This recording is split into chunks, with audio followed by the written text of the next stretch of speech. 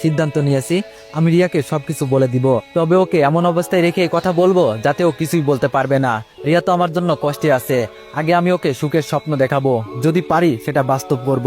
নইলে ওকে এমন সারপ্রাইজ দিব ও নিজেও এত খুশি হবে বলার বাইরে। আকাশের দিকে তাকিয়ে আছি, কি সুন্দর আকাশটা, না আছে কোনো চিন্তা, না আছে কোনো টেনশন।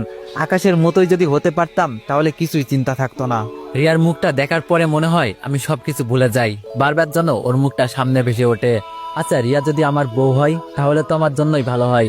অপরাধ করছি আমি, এর মাসুল তো আমাকে দিতেই হবে। তবে রিয়া যদি এইসব জানে আমাকে হয়তো কখনোই বিয়ে করবে না। আমি রিয়ার প্রেমে পড়েছি, তবে সেটা ওকে বলা যাবে না। হঠাৎ ফোনের রিংটোনে ঘোর কাটলো, তাকিয়ে দেখি আমার গার্লফ্রেন্ড তানিয়া কল করেছে। রিসিভ করে বললাম, জান বলো। তানিয়া বলল, তুমি এখন কই গো? আমি একটু আনমনে বললাম, এই তো ফাঁকা মাঠে বসে আছি। তানিয়া বলল, আমাকে বলতা আমি চলে আসতাম।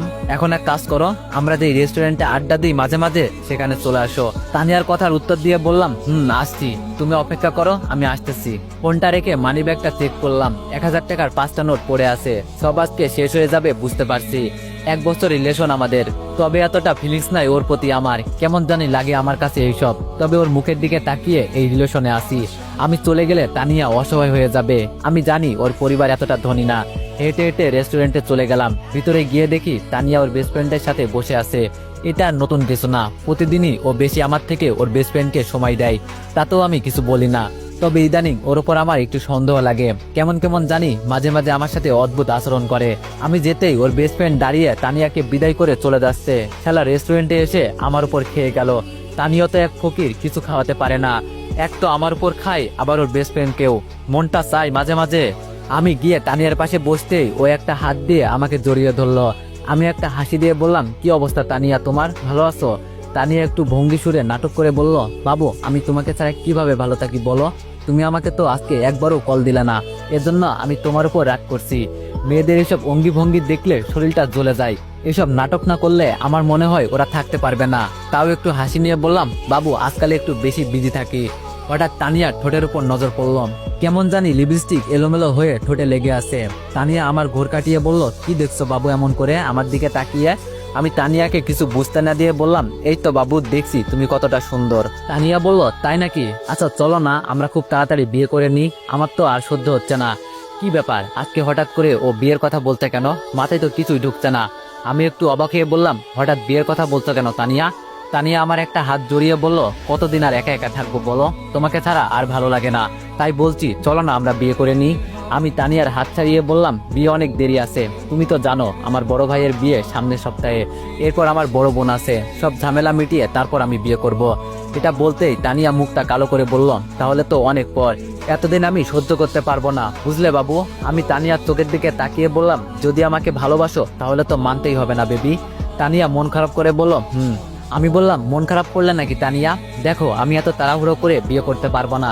তানিয়া দাঁড়িয়ে বলল, আচ্ছা তাহলে আমি আজকে আসি কেমন? এই মুহূর্তে ওয়েটার এসে বলল, ম্যাম বিলটা। তানিয়া আমাকে দেখিয়ে বলল, তোমার ছাড় দিয়ে দিবে। কি মেয়ে রে বাবা, লজ্জা শরম কিছুই নাই, আমাকে দেখিয়ে দিল। তুই খাবি খা, সাথে আরেকটা ক্যান নিয়ে আসিস। তানিয়া হাতে ইশারা করে বলল, আসি বাবু, কালকে দেখা হবে। তানিয়া চলে যেতেই আমি ওয়েটারকে ডেকে বললাম, এখানে আসো। ওয়েটার আমার কাছে এসে বলল, স্যার বলেন। আমি বললাম, তুমি তো জানো আমি এখানে মাঝে মাঝে আসি। ওয়েটার বলল, ভাইয়া। আমি ওর হাত থেকে বিলের কাগজটা নিয়ে বললাম, তোমার ম্যাম কি ওই ছেলের সাথে কিছু করার চেষ্টা করে?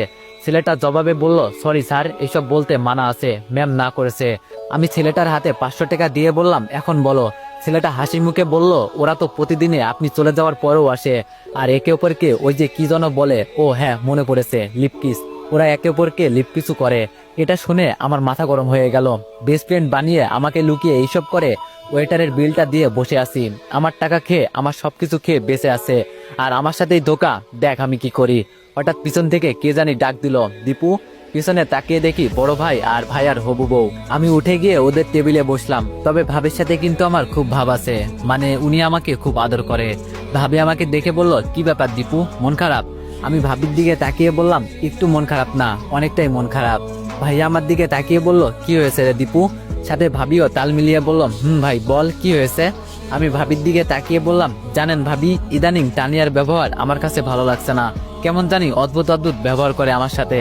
আমার গার্লফ্রেন্ড যা আছে এটা আমার পরিবারের সবাই জানে, আমিও বলে দিয়েছি। ভাবি একটা হাসি দিয়ে বলল, আরে পাগল, এই নিয়ে এত চিন্তা করো কেন, একটু খোঁজখবর নিয়ে দেখো, তাইলেই তো হয়। আমি দাঁড়িয়ে বললাম, আচ্ছা ভাবি, তাহলে আজকে আসি, আপনাদের বিরক্ত করে লাভ নেই। ভাবি বলল, এখনই চলে যাবা? আমি বললাম, যেতে হবে, নইলে আপু পিঠের চামড়া তুলে নিবে। ভাইয়া আমাকে প্রশ্ন করলো, শুনছি তুই সকালে কিছু খেয়ে আসিস নাই, বস কিছু খেয়ে যা।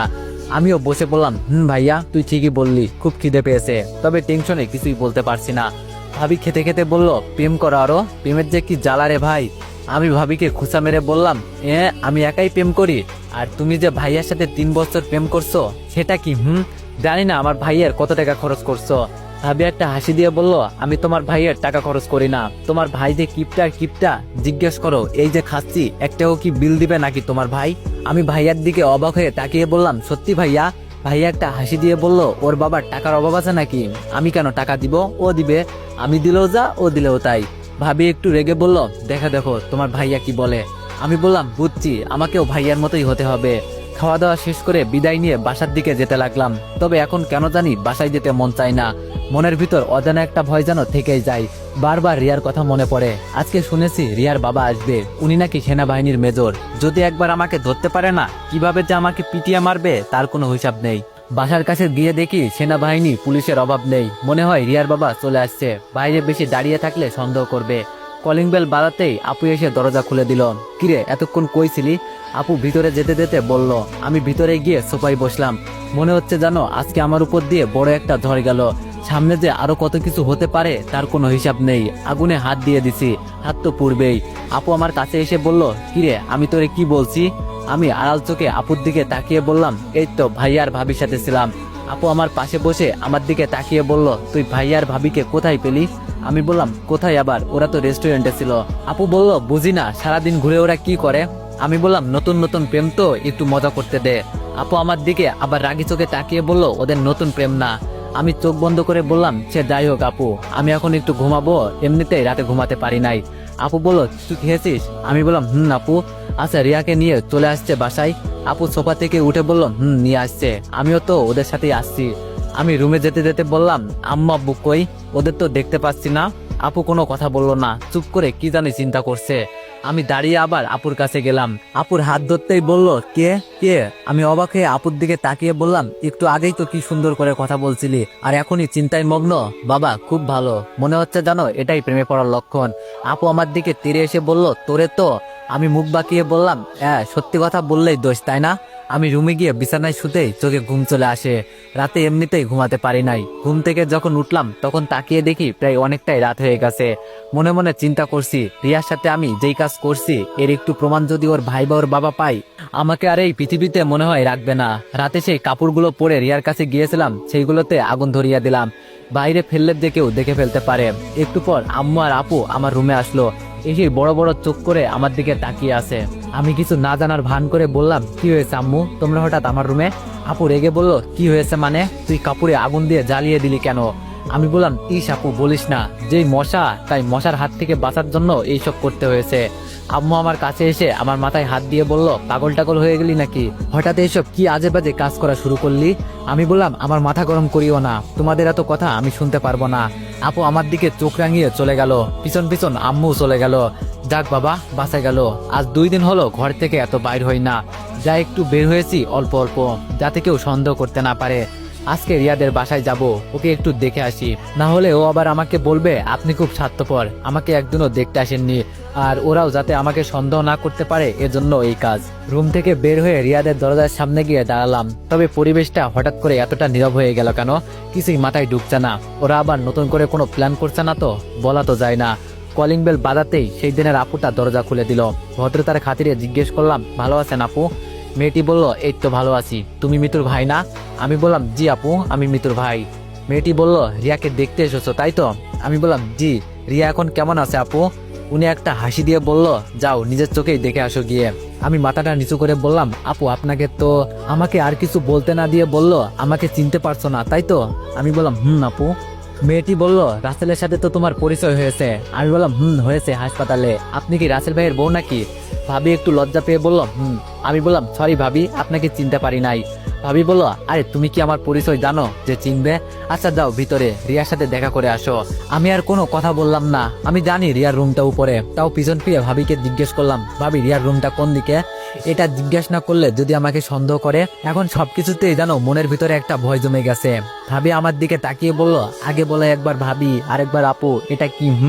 আমি একটা হাসি দিয়ে বললাম, আপু এজন্য বলছি আমি তখন আপনাকে চিনি নাই, এখন তো চিনতে পারছি আপনি রাসেল ভাইয়ের বউ। তাই ভাবি।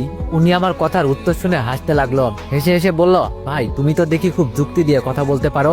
রিয়ার রুম উপরে, যাও। আমি একটা হাসি দিয়ে সিঁড়ি দিয়ে উপরে উঠতে লাগলাম।